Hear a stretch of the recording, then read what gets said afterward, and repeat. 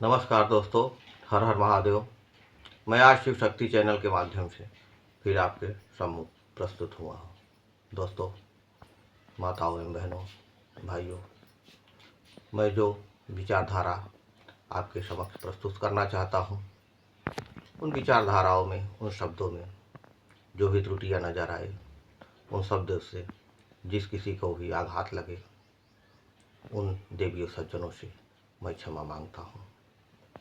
दोस्तों, आज मैं शरीर के उन अंगों के बारे में आप लोगों को बताना चाहता हूँ जिसके विषय में लोगों ने आज तक उस पर ध्यान नहीं दिया, या अगर ध्यान भी दिया है, उन अंगों के कार्यकलापों के बारे में जानते हैं तो उन्होंने उन शब्दों को समाज में प्रदर्शित नहीं किया। तो माताओं एवं बहनों, आज उन शब्दों के बारे में, उन अंगों के बारे में मैं विश्लेषण से आपके सामने प्रस्तुत कर रहा हूँ। दोस्तों, परमपिता परमेश्वर जब हमारे शरीर का निर्माण कर रहे थे तो उस समय उनकी विचारधाराएं क्या होगी, जरा सोचिए।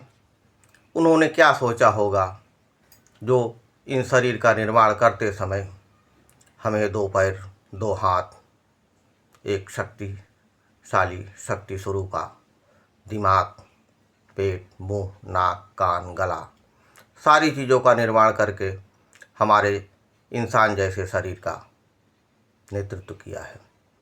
तो दोस्तों, क्या हम जानते हैं हमारे इन अंगों का क्या काम है?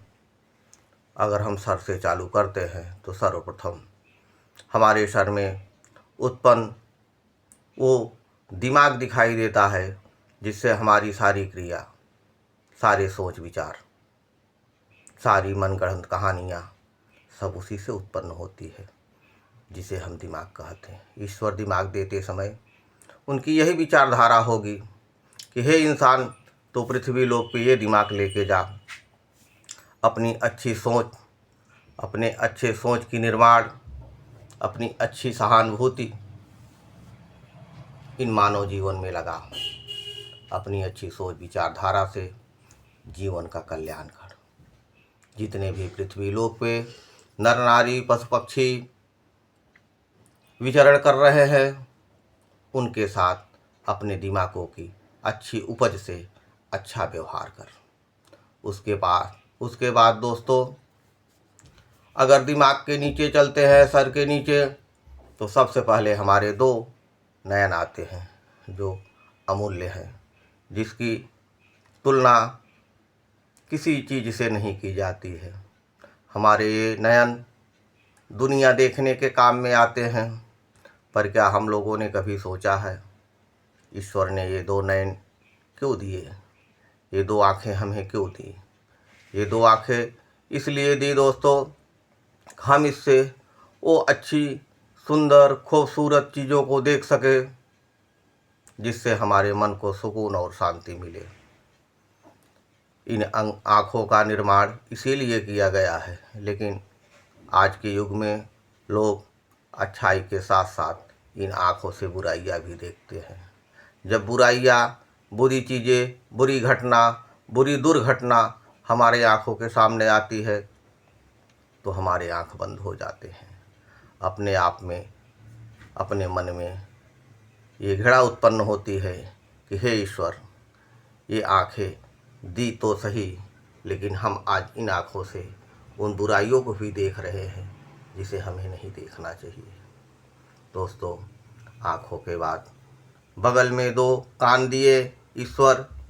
इन कानों में ऐसे माइक्रो फिट है जो हमारी बातों को, आपकी बातों को सुन भी सकते हैं और उस सुनी हुई बातों का जवाब भी देते हैं। तो दोस्तों, ये कान इसीलिए दिए गए हैं, इनसे सुंदर, मधुर, प्रिय, मनमोहक शब्दों को सुने, न कि इन कानों से गाली गलौज, बुराइयाँ, तृष्णा, घृणा, ये सब सुनने के लिए हमारे कान नहीं दिए ईश्वर ने। फिर भी आज के युग में हम उन कानों से उन बुराइयों को भी सुनते हैं जो हमें नहीं सुनना चाहिए। इसके बाद हमारे अंग का चौथा नक्श नयन आता है जिसे हम नाक कहते हैं। दोस्तों, क्या आप जानते हैं इन नाकों का क्या उद्देश्य है? इन नाकों से हम अच्छी खुशबू, अच्छी सुगंध, अच्छी मनमोहक महक को सूंघते हैं और हमारी आत्माएं तृप्त हो जाती हैं।